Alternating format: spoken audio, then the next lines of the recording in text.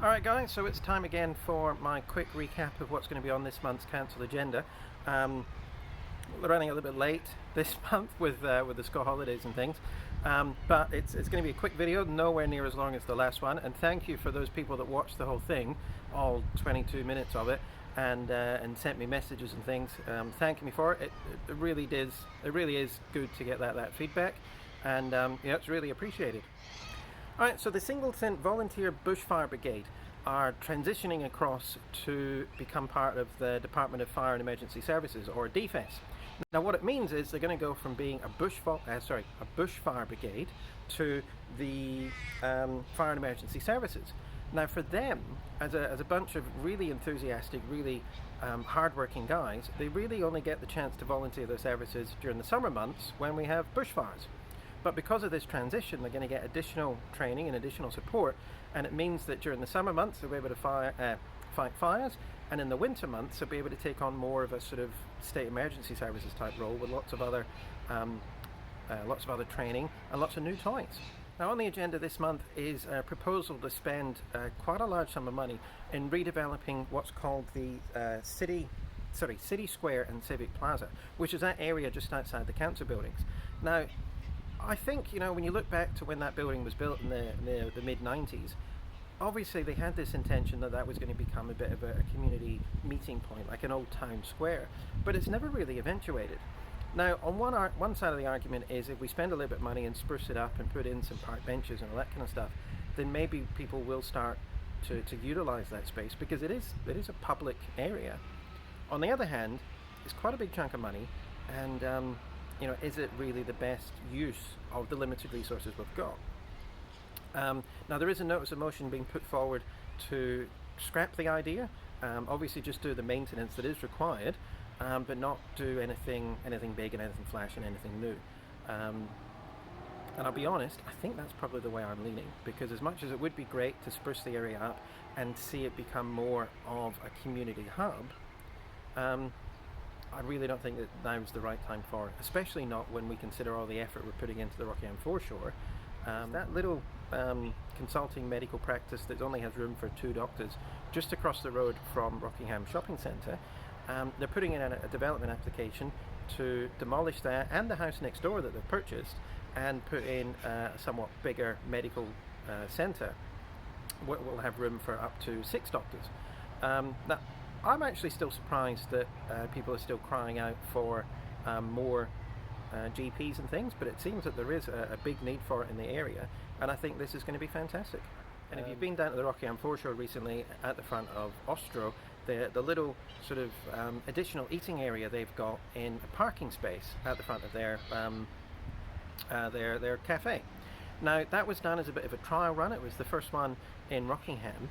And what the city officers have done is come up with a bit of a development policy so that others who want to do something similar, know the steps they need to follow and the regulations that are involved. Obviously things like having a permit for an outside eating area and that type of thing. Now if this passes at tomorrow night's council meeting, it's only for the purposes of going out for public consultation, which obviously is something I'm really supportive of. I think we need to be doing more and more public consultation. So assuming it passes tomorrow night, and I really hope it does, I'll be making sure everybody's aware of it so you can have a look through the plans and the requirements and have your say. Alright, this is a bit of a hotly contested one. The Mangles Bay Planning Investigation Area Working Group. Now what that is the group that's been put together by the state government to decide what happens out at Cape Perrin now that Mangles Bay Marina has been canned. Now we get a lot of phone calls and emails and everything with people saying that the city of Rockingham should be doing this or that out at Point Perrin. But the problem is that as much as it's within the boundaries of Rockingham, it's not our property. It all belongs to the state government. We want to keep it natural. We want to keep it as a nature-based reserve. Everybody keeps calling it the King's Park of the South or Rottnest on the mainland. And ideally, that's what I'd like to see. It'd be great to see sort of some low-impact stuff that sort of encourages visitors and encourages people to come. But I'm certainly not supportive of anything that includes, high-rise developments or residential or canals and all that type of thing. Now tomorrow night we get to decide which council member is going to be the representative on that committee, and I'm certainly hoping it's me. Now, a common complaint we get at the city is that when roadworks are carried out, there's a long time between when the roadworks are finished and the actual line markings put in place. Now, it's a common misconception that that's the fault of the city council. Unfortunately, it's not. As much as we're responsible for the road and the maintenance and the construction and all that type of thing, we're not allowed to actually go and do the line marking. That responsibility falls on main roads. Now, we're not alone in the issues of having to wait, in some cases, many months between the roadworks finishing and main roads catching up with the backlog. So what this what this proposal is that the City of Rockingham, along with many other local councils, through a joint push with WALGA, the WA Local Government Association, start really trying to put a lot more pressure on the state government to increase the funding to main roads, or alternatively allow local councils or local governments the freedom to do the line marking themselves. Either way, whether it's a local council that does it or increased funding to main roads, as long as the line markings are done quickly and promptly, then I'm going to be happy. So we'll see what happens with this one. The second to last is the Community Grants Programme, which meets once a quarter and distributes community grant funding to a huge number of local charities, organisations, not-for-profits and that type of thing. Recipients this time include people like the Lions Club for a community event, the Rotary Club of Palm Beach for their Beachside Festival, and a restoration project they're doing out at Cape Perrin. There's the Animal Welfare Op Shop, which they've actually got the word Armadale in their title, but they're providing services in the Port Kennedy, Rockingham community, microchipping and desexing cats and that type of thing for people on low incomes or disability payments, people who can't afford to get these things done with their pets themselves. The Narragabup Environmental Centre having a community event, and that's being supported by the city. St Brendan's Homeless Respite, which is the church in Wambra.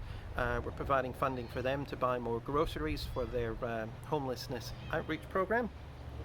The Wambra Bowling Club are getting some improvements to their club rooms and facilities there, and the Chamber of Commerce for their business awards. Now, when the city provides funding to the Chamber of Commerce, it's always a kind of hotly contested one, with some people saying that as their business owners they shouldn't be getting community funding. But the Chamber of Commerce, the bulk of their membership are very small micro businesses, you know, people that work from home on their own or maybe have one or two employees. There are some big businesses there as well, but the bulk of their membership is that small that small family-owned business. So in my opinion, if the city can support the Chamber of Commerce to support, you know, mum and dad home-based small businesses, then I think it's a worthwhile activity. The last one on the agenda is Councillor Whitfield's notice of motion with regards to homelessness in Rockingham. Now this is a touchy subject, and it's another one where I think the council are stuck between a rock and a hard place. The issue of homelessness is something that really falls within the scope of the Department of Communities, which is a state government department that has about $800 million as their annual budget, and I'm taking those figures from their 2017-2018 annual report. Now they cover all sorts of services, everything from public housing through to mental health services, dealing with child protection, seniors cards, all of that type of stuff. They should be the one that's stepping up and dealing with the homelessness issue. But, and I've been talking about this a lot, this shift of responsibility downwards from the federal government to state and then from state to local governments. This isn't really something that should be the responsibility of local government. But just like our smartwatch community patrols and things like that, when other people drop the ball, it far too often falls to local government to pick up the pieces and try and do something. So Councillor Whitfield's notice of motion is requesting the city put together a bit of a report with different options, how much they would cost, and then come back to council with that information so that we can make an informed decision based on, you know, hard facts and figures as to what we're going to do above and beyond the work that we're already doing, which is no small amount anyway. So it's another one of these ones where it's a vital community service. It's something that I think the city will be involved in more and more in the future. But at the end of the day, it's really something we should be putting more pressure on our state and federal members of parliament, saying, well, you're the guys with the big money, you're the guys with the funding, it really should be you that takes charge on this. But in the meantime, local government's here to pick up the pieces. Alright, so that's everything that is going to be part of my summary.